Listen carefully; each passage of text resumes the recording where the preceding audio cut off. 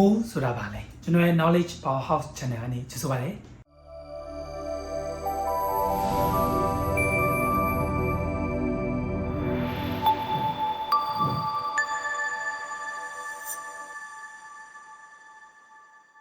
မိုးဆိုတာဓာတုဗေဒမှာအရာဝတ္ထုပစ္စည်းတွေပါဝင်တဲ့အမုံရည်အတွက်အမုံပမာဏကိုတိုင်းတာဖို့သတ်မှတ်ထားတဲ့ unit တစ်ခုဖြစ်ပါတယ်မိုးကိုနားလည်ဖို့အတွက်ကျွန်တော်ဆရာရှင်းပြထားဖို့တဲ့နမူနာလေးနဲ့ကျွန်တော်ရှင်းပြပေးမှာဖြစ်ပါတယ်ကျွန်တော်တို့စပားတွေရောင်းဝယ်လုပ်တဲ့အခါမှာစပားကိုဘယ်လိုသုံးပြီးဝယ်ပြုကြပါလဲစပားကိုအစီ9သိန်းပေးပါလို့စပားကိုအစီ9000ပေးပါလို့ဘယ်သူမှသုံးပြီးမဝယ်ကြပါဘူးကျွန်တော်ဘယ်လိုပြောကြလဲဆိုတော့စပား9သိန်းစပား10သိန်းစသဖြင့်တင်းဆိုတဲ့ unit နဲ့သုံးပြီးဖော်ပြကြပါတယ်ဒီလိုပဲခေတံအများပြားဝယ်တဲ့အခါမှာလည်းအချောင်းရည်အတွက်ထက်ကျွန်တော်တို့ကဒါစင်စကလုံးနဲ့သုံးမယ်ပေါ့ခေတံ16ဒါစင်ဝယ်မယ်ပေါ့စာအုပ်ဆိုလည်းအုပ်ရည်အတွက်ထက်စာအုပ်10ဒါစင်ဝယ်မယ်ဒီလိုမျိုး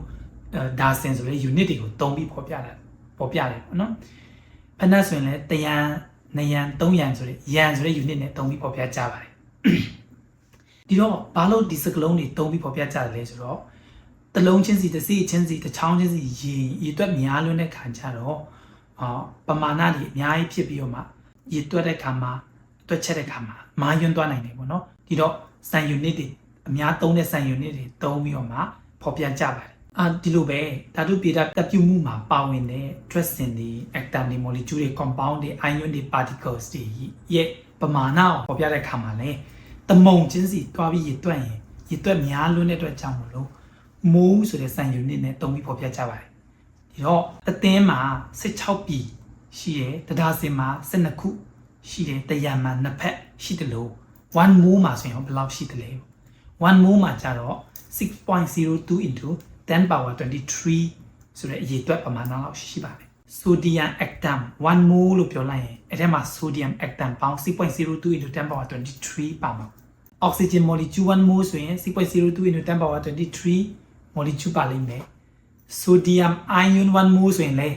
6.02 into 10 power 23 ion ပါမယ်နောက်က ion တို့ atom တို့ molecule တို့အမုံတို့ particle တို့ဒါပြောင်းမယ်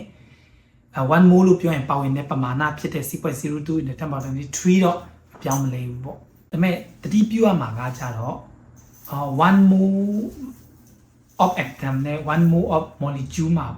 ရှိတဲ့အလေးချိန်တော့မတူနိုင်ဘူးပေါ့ခုနစာအုပ်ဒါစင်နဲ့ခဲတံဒါစင်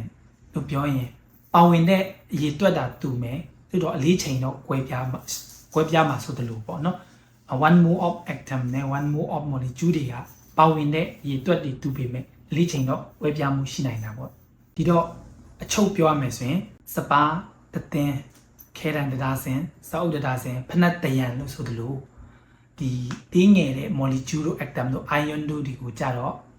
mole ဆိုတဲ့စကားလုံးနဲ့ mole ဆိုတဲ့ unit နဲ့သုံးပြီးဖော်ပြကြပါတယ်1 mole ကို 6.02 into 10 power 23ရှိတယ်ဆိုတဲ့အရေအတွက်ကိုဘယ်လိုရလာလဲဆိုတာကိုတော့နောက်ဗီဒီယိုမှာမှကျွန်တော်ဆက်ပြပေးသွားမှာဖြစ်ပါတယ်နောက်ပြီး